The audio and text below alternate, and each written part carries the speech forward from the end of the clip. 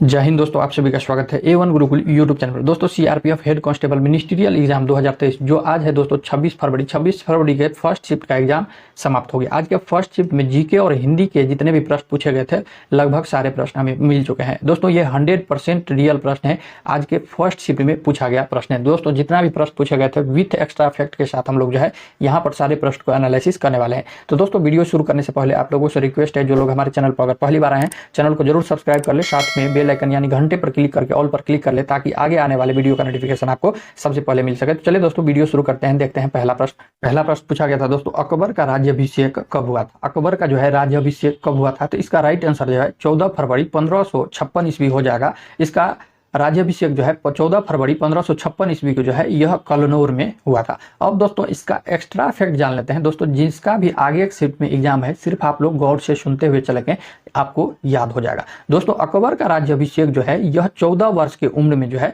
करा दिया गया था। कब करा गया था? 14 फरवरी 14 वर्ष की उम्र में। आप लोग ध्यान रखेंगे दोस्तों, 14 फरवरी को जो है यह 14 वर्ष की उम्र में ही इसका 1556 ईस्वी में राज्याभिषेक कलनौर में किया गया था। दोस्तों अकबर के पिता कौन थे? तो यह अकबर के पिता जो है यह हुमायूं थे। कौन थे? तो यह हुमायूं थे। और दोस्तों हुमायूं के पिता कौन थे? तो वह बाबर थे दोस्तों, जिन्होंने मुगल साम्राज्य की स्थापना किया था।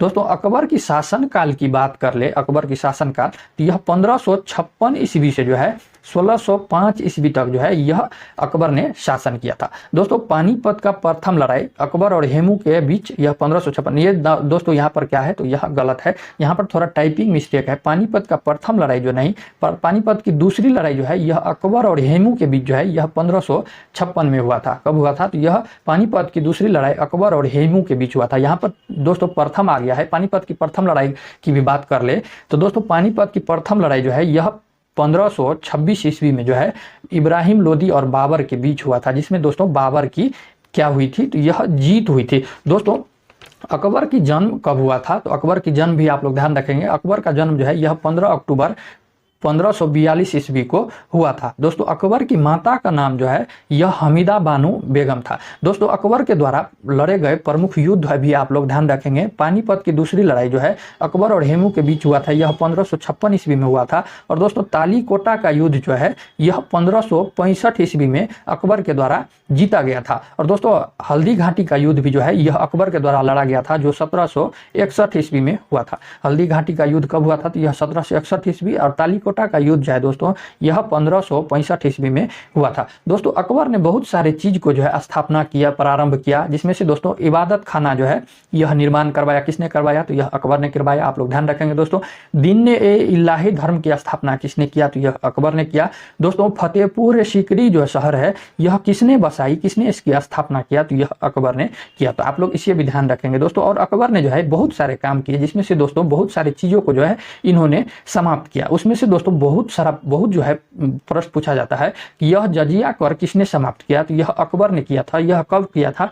यह 1564 ईस्वी में जो है अकबर ने जजिया कर को समाप्त कर दिया था। और दोस्तों दास प्रथा की समाप्ति भी जो है यह किसने किया था? तो यह दोस्तों अकबर ने किया था। यह कब किया था? तो यह 1502 साल पहले, 64 से 2 साल पहले 62 में जो है अकबर ने दास प्रथा को समाप्त कर दिया था। और दोस्तों तीर्थ यात्रा कर की जो है समाप्ति किसने किया था? तो यह अकबर ने ही किया था। तो आपको ध्यान रखना है दोस्तों 1563 ईस्वी में जो है यह तीर्थ यात्रा कर की जो है यह समाप्ति किया था। तो दोस्तों आप लोग लाइन से जो है इस तरह से ध्यान रखेंगे। और दोस्तों अकबर ने जागीर प्रथा की समाप्ति जो है यह 1575 ईस्वी में किया था। और दोस्तों एक और प्रश्न पूछा जाता है अकबर के नवरत्न के बारे में, अक्सर जो एग्जाम में दोस्तों ये सब क्या है महत्वपूर्ण पॉइंट है जो आपको मैं बता रहा हूं दोस्तों, तो आप लोग सिर्फ गौर से सुनते हुए चलेंगे। दोस्तों अकबर के नवरत्न जो है यह नवरत्न में कुल कितने थे? तो यह 9 थे। जो है आप लोग एक बार नाम सुन लीजिए। अकबर के नवरत्न में जो है नवरत्न के बारे में प्रश्न पूछा जाता है तो अकबर के नवरत्न कौन कौन थे?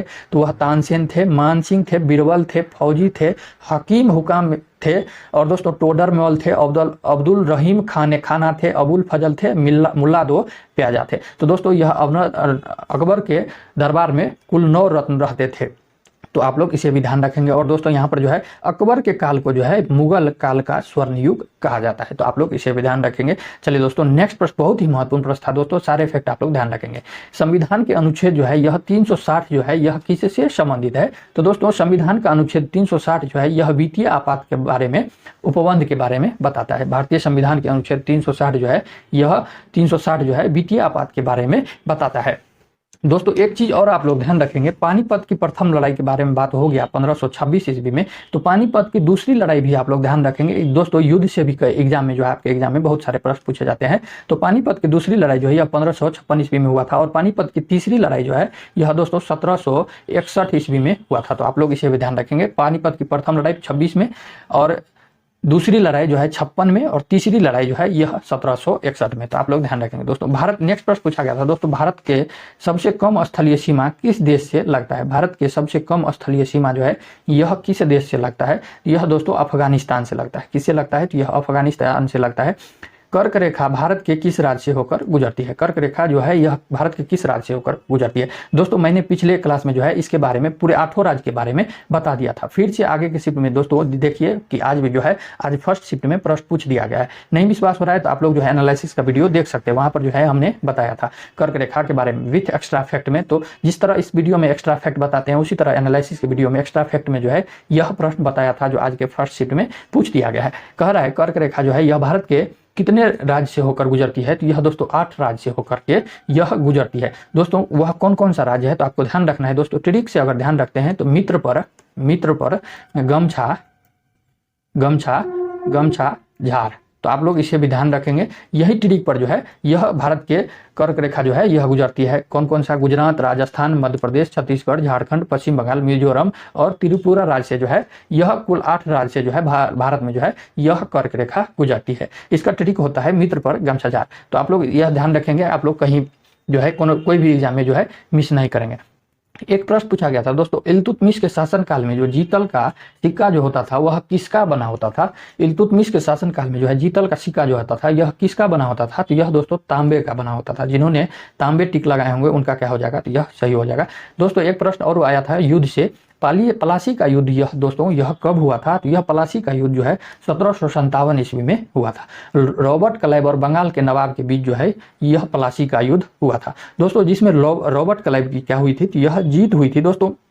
और भी एक्स्ट्रा फैक्ट आप लोग ध्यान रखेंगे, तराइन के प्रथम युद्ध जो है, तराइन की प्रथम लड़ाई जो है यह 1191 ईस्वी में हुआ था, और तराइन की दूसरी लड़ाई जो है यह 1 साल बाद जो है 1192 ईस्वी में तराइन की दूसरी लड़ाई हुई थी। और दोस्तों हल्दी घाटी का युद्ध जो है 1565 ईस्वी में हुआ था। हल्दी घाटी का युद्ध जो है 1565 ईस्वी में हुआ था। दोस्तों युद्ध से बार एक और प्रश्न पूछ दिया इस शिफ्ट में दोस्तों, 3 प्रश्न जो है यह पूछ दिया है। बक्सर का युद्ध जो है यह कब हुआ था? तो बक्सर का युद्ध जो है यह 1764 ईस्वी में हुआ था। दोस्तों हेक्टर मुंडो अवध के नवाब और बंगाल के नवाब मुगल बादशाह के बीच यह क्या हुआ था? यह युद्ध हुआ था, जिसमें दोस्तों इस युद्ध के बाद जो है इलाहाबाद की संधि 1765 ईस्वी में किया गया था। तो आप लोग इसे भी ध्यान रखेंगे, इलाहाबाद की संधि जो है यह 1765 ईस्वी में बक्सर के युद्ध के बाद किया गया था, 1 साल के बाद।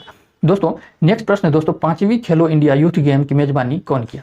5वीं खेलो इंडिया यूथ गेम की मेजबानी किसने किया? तो यह दोस्तों मध्य प्रदेश ने किया। कौन किया? तो यह मध्य प्रदेश ने किया। और दोस्तों विश्व वर्ल्ड कप जो है यह 2023 जो यह है उड़ीसा में कहाँ किया गया? विश्व वर्ल्ड कप जो है उड़ीसा में किया गया 2023 वाला। और दोस्तों 36वां राष्ट्रीय खेल का आयोजन जो है यह गुजरात में किया गया, जो 2022 में 36वां राष्ट्रीय खेल 2022 का आयोजन जो है यह गुजरात ने किया था। नेक्स्ट प्रश्न आया था दोस्तों, गरीबी के मामले में भारत का कौन सा राज्य है यह दूसरे स्थान पर आता है? गरीबी के मामले में जो है भारत का कौन सा जो राज्य है यह दूसरे स्थान पर आता है? तो दूसरे स्थान पर आता है, कौन आता है? तो यह दोस्तों झारखंड आता है।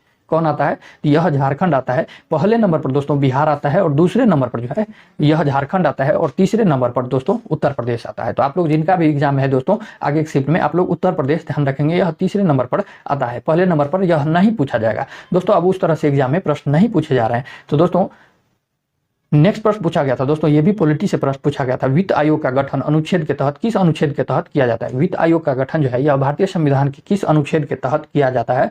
तो दोस्तों यह वित्त आयोग का गठन जो है यह भारतीय संविधान के अनुच्छेद 280 के तहत किया जाता है।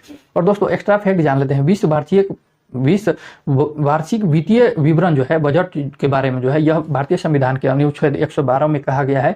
और दोस्तों राष्ट्रपति का समाधान यानी कि क्षमादान जो है, राष्ट्रपति का क्षमादान, यह भारतीय संविधान के अनुच्छेद 72 में है। और राष्ट्रपति के द्वारा लोकसभा का चुनाव जो है यह भारतीय संविधान के अनुच्छेद 85 में कहा गया है। और राष्ट्रपति के अध्यादेश जो है यह भारतीय संविधान के अनुच्छेद 123 में है। और दोस्तों भारत का महान्यायवादी की नियुक्ति जो है यह भारतीय संविधान के अनुच्छेद 176 के तहत भारत के महान्यायवादी का नियुक्ति का प्रावधान किया गया है। और दोस्तों भारत के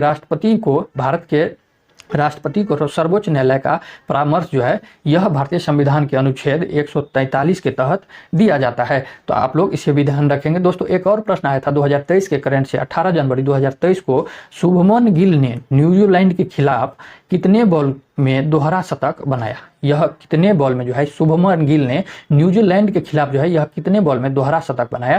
तो यह दोस्तों जिन्होंने 149 बॉल लगाए होंगे उनका क्या हो जाएगा, करेक्ट आंसर हो जाएगा 18 जनवरी 2023 को जो है शुभमन गिल ने न्यूजीलैंड के खिलाफ जो है 149 बॉल में जो है दोहरा शतक बनाया। दोस्तों सभी दोहरा शतक बनाने वालों में से सबसे कम उम्र के खिलाड़ी कौन है? तो यह शुभमन गिल है जिन्होंने 149 बॉल में दोहरा शतक बनाया। और दोस्तों सबसे कम बॉल में अगर आपको ध्यान रखना है सबसे कम बॉल में दोहरा शतक किसने बनाया? तो यह दोस्तों ईशान किशन ने सिर्फ 126 बॉल में जो है यह जो है दोहरा शतक बनाया था। तो दोस्तों जिनका भी आगे शिफ्ट में है आप लोग ये कम से कम 100% ध्यान रखेंगे, यहाँ से प्रश्न आ सकते हैं। क्रिकेट से जो है हर एक शिफ्ट में प्रश्न पूछे ही जा रहे हैं। तो दोस्तों जितना भी एक्स्ट्रा फैक्ट होते हैं हम आपको चुन चुन के लाते हैं, तभी यहाँ पर दोस्तों बताते हैं। दोस्तों सालबाई की संधि भारत के समय, सालबाई की संधि जो है जब हुई थी उस समय भारत के गवर्नर जनरल कौन थे? सालबाई की जो संधि हुई थी दोस्तों उस समय भारत के गवर्नर जनरल कौन थे? तो यह दोस्तों वारेन हेंगस्ट थे। कौन थे? तो यह वारेन हेंगस्ट थे उस समय भारत के गवर्नर जनरल। सालबाई की संधि जो है यह 1782 ईस्वी में किया गया था। सालबाई की संधि 1782 ईस्वी में किया गया था। दोस्तों वारेन हेस्टिंग जो है ये वारेन हेंगस्ट था। और दोस्तों वारेन हेस्टिंग जो है यह बंगाल के प्रथम गवर्नर जनरल था। तो आप लोग जो है यहाँ पर दोनों अलग अलग करके लिख दिए हैं दोस्तों, आपको कंफ्यूज नहीं होना है। वारेन एक हेस्टिंग है जो बंगाल के प्रथम गवर्नर जनरल थे। तो दोस्तों आज के क्लास में इतना ही प्रश्न हमें मिल पाया है। अगर यह वीडियो आपको अच्छा लगा हो तो चैनल को जरूर सब्सक्राइब करना है, साथ में बेल आइकन भी प्रेस करना है ताकि आगे आने वाले वीडियो का नोटिफिकेशन आपको सबसे पहले मिले। तो चलिए दोस्तों मिलते हैं नेक्स्ट वीडियो में, तब तक के लिए जय हिंद जय भारत।